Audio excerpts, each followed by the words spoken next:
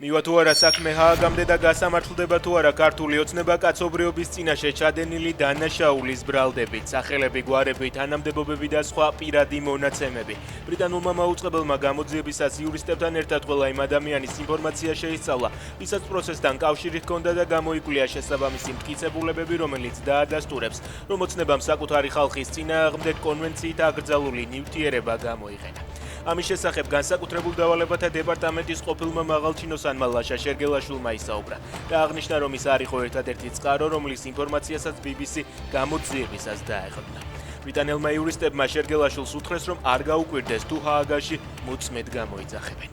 ამბიონიდან გადახდილი მადლობა ზვიად ხარაზიშვილს, იგივე ხარებას მიტროპოლიტმა იობმა ქადაგებისას, რომელსაც გომელაურიც ესწრებოდა განსაკუთრებულ დავალებათა დეპარტამენტის ყოფილ ხელმძღვანელს მადლობა ტაძრის აშენებისთვის გადაუხადა.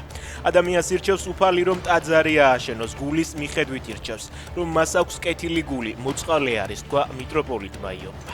კოჩში საცხოვრებელ კორპუსში გაჩენილ ხანძარს 60 წლამდე კაცი ემსხვერპლა. ცეცხლი-რუხაძის ქუჩაზე მდებარე მაღალსართულიანი შენობის ერთ-ერთ ბინაში გვიან ღამით გაჩნდა. უკრაინელებმა რუსეთში ენგელსის ნავთობის საწყობი და აეროდრომი დაბომბეს, თავდასხმა დრონებით განხორციელდა ისმოდა აფეთქებების ხმაც.